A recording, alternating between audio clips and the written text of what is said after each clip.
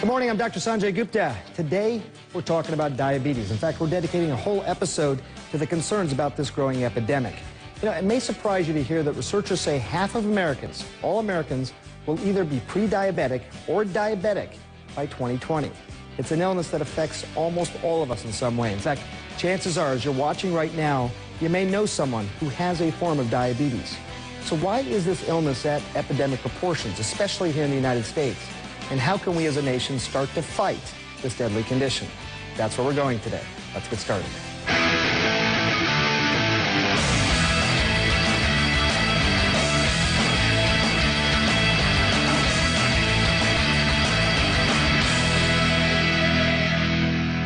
Now, health officials say diabetes could become the epidemic of the 21st century. Think about that. Studies say, again, if we in the United States keep living sedentary lifestyles with poor diets, hardly any exercise, then half of all Americans will either be pre-diabetic or have diabetes by the year 2020. That is less than 10 years from now. Just take a look at this map from the CDC. Take a look at those dark blue areas, especially in the southeast, the Appalachian states, and parts of the southwest. Those are areas that have the highest number of diabetes cases. We show you this because we want you to look at this map now that shows the highest levels of obesity. They're pretty much the same areas. So what does obesity have to do with diabetes? Well, in order to answer that question, we need to look at what causes the illness in the first place. Diabetes is caused when there is too much glucose or sugar in the body. Now, we of course get sugar from the things that we eat, and the body is designed to process sugar so it can enter our cells and provide us with energy. But glucose can't enter our cells without insulin. That's a hormone, and it's produced by the pancreas. Now, if you have diabetes, your body isn't making any or is not making enough insulin, or it can't properly use the insulin it is producing. As a result, you get too much sugar, stays in the blood, and if this occurs over a long period of time, it can lead to serious medical problems. Now, there are two main types of diabetes. People call them type 1 and type 2. Now, type 1 diabetes used to be known as juvenile diabetes because it was usually diagnosed in children and young adults.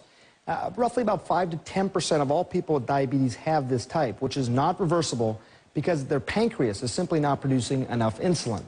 The remainder have type 2 diabetes.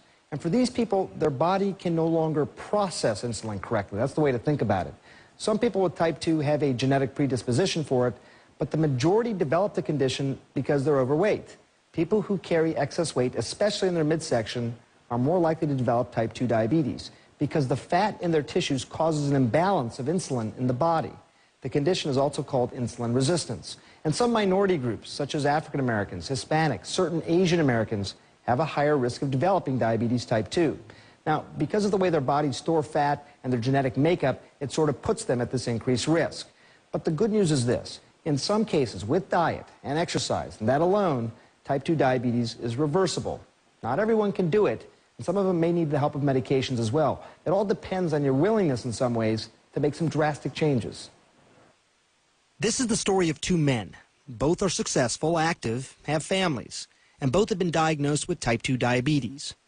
Robert Howard Sr. grew up surrounded by diabetics. His parents had diabetes. His siblings had it.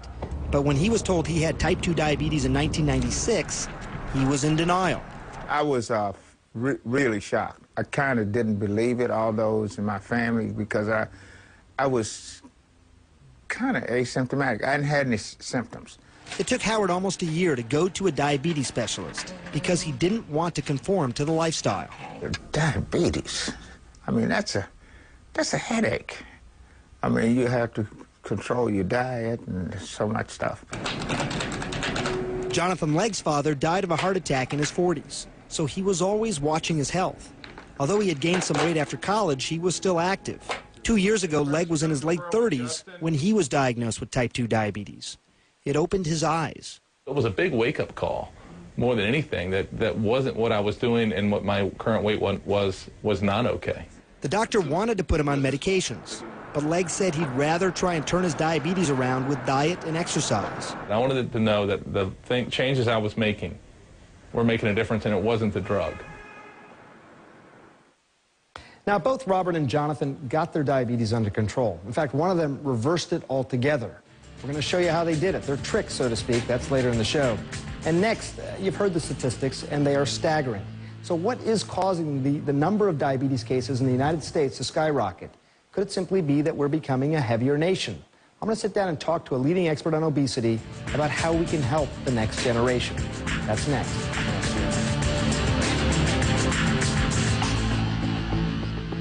According to the Centers for Disease Control and Prevention, almost 26 million children and adults have diabetes. Approximately 79 million, or 1/3 of adults, are pre-diabetic. And 1.9 million new cases of diabetes were diagnosed in people over the age of 20 last year alone. The numbers are pretty hard to digest, pretty staggering. So today, to help us, we have Dr. Gary Foster. He's director of the Center for Obesity Research and Education at Temple University in Philadelphia. He's also a former president of the Obesity Society. Welcome to the program, Doctor. Thank you. It's a pleasure to be with you. These numbers are staggering. I mean, people have paid a lot of attention to the fact that they say 1/3 of Americans may have diabetes by the year 2050. People seem to understand diabetes or know about it at least somewhat. What's going on here? Why do you think these numbers are just expected to continue increasing? I think what's behind this is the epidemic of obesity. They're often called twin epidemics of both diabetes and obesity. And we know that excess body weight adversely affects every organ system in the body. So it shouldn't be surprising that as obesity increases, as it has over the last 30 years, that medical conditions, especially conditions like type 2 diabetes, will also increase. This is the sort of work that you do. And, you know, as a television person who's a doctor, I talk about this issue all the time. People seem to intuitively understand obesity and what causes it, and that it's really problematic. Why don't people seem to act on that? Why isn't the message seem to get through?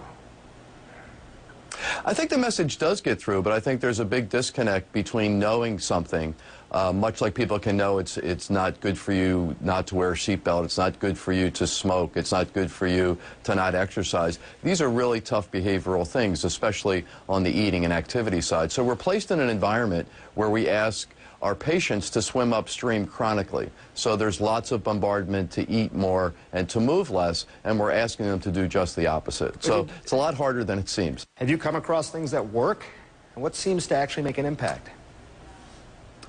I think what makes an impact is to first start with children, and because that's what's going to drive the future generations of diabetes. And as you well know, there are now childhood cases of so-called adult diabetes or type 2 diabetes. And I think when it comes to childhood obesity, there's 3 things that you can focus in on, and this would be, I think, generally relevant to adults as well. One is to decrease portion size. We have a portion distortion going on in this country about what's an appropriate portion to consume. So that would be one thing. And I think simplicity counts here. Worry less about fat, fiber, carbohydrates, protein, and whatever you're eating, eat a little bit less of that. Operationalize it as about 1/3 less, 1/4 less, and make that small change. Second, spend less time in front of screens, whether it's watching DVDs, computer games, TV. That will make a big difference. And then the third factor would be to decrease the consumption of sugar-sweetened beverages. We as a country drink too many calories, and if we can get children especially to focus on water and skim milk, it would make a big difference. I worry about diabetes just because of the genetic likelihood. By the way, really quickly, you said type 1 versus type 2. Type 1 used to be considered juvenile or kids because of genetic causes, and type 2 because of lifestyle changes. But we're seeing kids develop diabetes that was traditionally associated with lifestyle changes, too much weight. What is the misconception? Is there a misconception about diabetes? People always say to me, if you eat a lot of sugar, you're going to get diabetes. Perhaps, but that's because of obesity, right? What are other misconceptions about diabetes?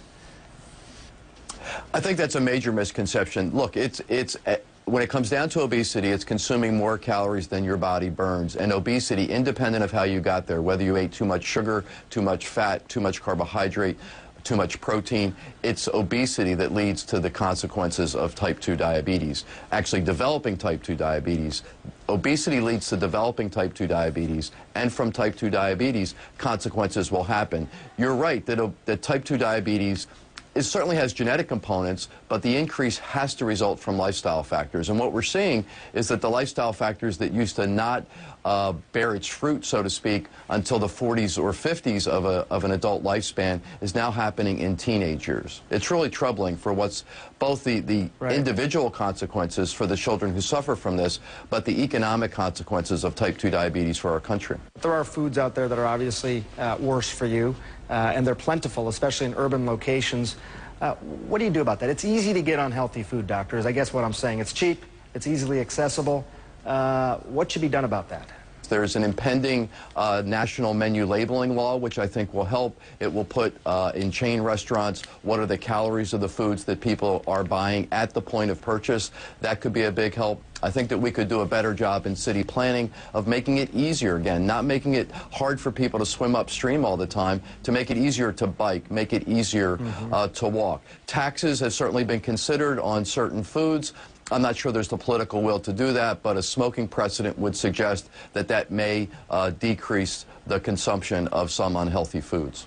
Well, we got 40 years before the staggering number takes effect, and hopefully some of those things, at least making our cities more healthy, will make a difference in that time period. Doctor, thanks so much for being on the program. My pleasure.